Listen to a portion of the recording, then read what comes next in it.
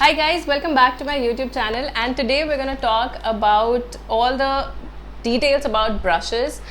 So I use only brushes for all of the charcoal sketches. I have recorded a video about it earlier, mentioning all the kinds of brushes that I use. It's there on my channel. I'm going to share the link, and in this video I'm going to talk about all of them in much more detail. For example, how should you judge the right kind of brush and how to preserve your brushes and all of that. But before I go into all of the details, I want to just give you a quick update about all the courses that I'm offering right now. These are all online courses. I have 3 courses that are live: the basic to intermediate course, the advanced course. The advanced course, it has about 16 topics, and they're pretty intense, so you can opt for that.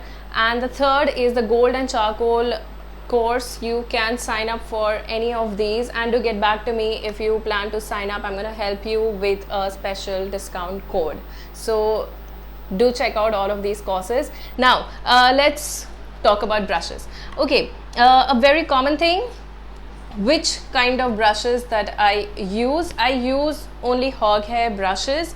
Those are the hard bristles, and I use mostly the filbert edge. I also use flat, but that has a different functioning altogether. So all of these filbert edges, hog hair brushes are what I use. Now how do you pick the right brush? Now this is one tip that I can share. Always select brushes which has very dense bristles. All right, something which is full of bristles, you can say that. Okay, don't opt for something which is very hard. If you just touch it on your skin, some brushes are gonna be soft, and some brushes are gonna be like very pricky. So these are the brushes that I don't recommend. Make sure that the bristles are dense, make sure that they are soft. Okay, now do I wash them? No, I don't wash any of my brushes, and I will give you the very valid reason why. For instance, if I have to make only the light tone, so I simply take a stained brush, and without taking any charcoal dust, I just give few rotations, and it actually gives me my light tone because the bristles are already stained with charcoal. So I never wash any of my brushes because they actually help me get a nice light tone or a slightly more darker tone of light. Okay, so I don't wash any of my brushes. Yes, you may see that if you're buying a new set, obviously you're gonna see that some bristles are glued together. Okay, that's only so that your brushes do not get hampered in the process of delivering and all of that. So you can just remove the glue by using your nail. You don't even have to wash them. Even if you do, it's not going to hamper the bristles of the brush. Okay, don't worry about that. But having said that, if I don't wash the stained brushes, I always make sure that I keep few fresh brushes in my kit. Why is that so?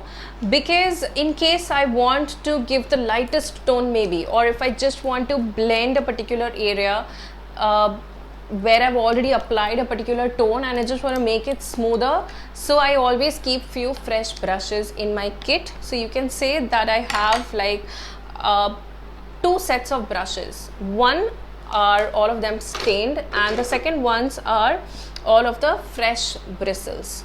All right, so the plus point of keeping stained brushes are that it helps you get a very nice light tone without you taking any charcoal dust on your brush. How to judge the life of your brush? Now, if you're using brushes, especially if you're a beginner, you will see that new brushes have a tendency to take out a lot of broken bristles, because if you just go on blending, if you go on giving these rotations, some bristles are supposed to they will break. You can't help it, but that is the character of it, so it's completely okay. And with a lot of use, you will see that the edges of your brushes have become uneven. Some strands are longer, some strands are smaller. Now why that happens is because the bristles keep breaking, right? But the good ones, it's not going to happen very frequently, but you need to then trim your brush.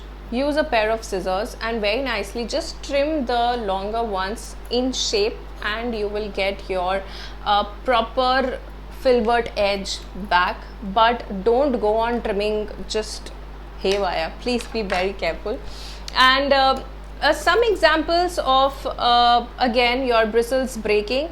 It is very common. I will actually give you a close-up of all of this. You will see that certain bristles have become extremely short.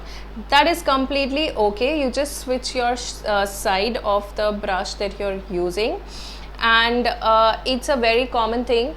There will be a stage where your brush is going to be extremely hard.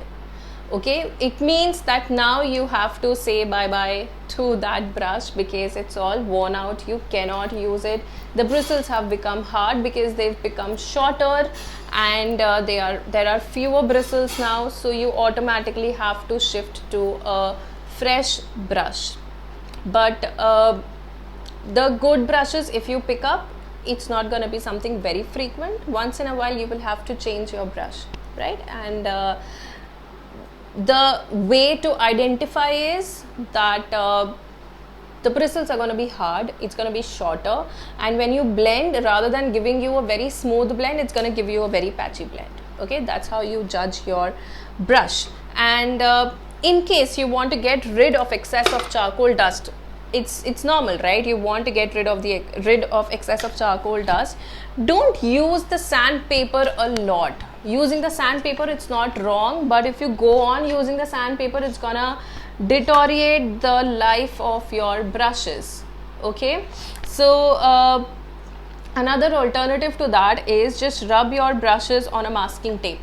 So the masking tape actually takes away the excess of stain, and then you can use your brush accordingly. Yes, you can use your sandpaper, but very minimal. Okay, and especially when you have new brushes, if you have trimmed your brushes, definitely use a sandpaper so that you can make the bristles smoother, because all the freshly trimmed brushes, just few strokes on the sandpaper and your brush is good to go. Alright, so these are a few details about brushes. If you are a beginner, you can opt for a particular kind of set that is available online. May that be Brustro, may that be Warison. There are actually sets of brushes, and if you want to upgrade yourself, then I will definitely advise these Brustro brushes. They are actually very nice. I'm gonna share the link to all of these brushes. These brushes are the ones which have these brown handles. They are very nice. I have been working with these since quite some time, and I'm very happy with the result. And also, if you are someone who wants to use brushes for your blend, then make sure you have every size of brush with you. Why am I saying that? Because depending upon the size of the work, you switch to the size of the brush. If it's a large work, please switch to a larger brush, and vice versa. Smaller area, small brushes, small sizes. All right, so these are few insights about brushes.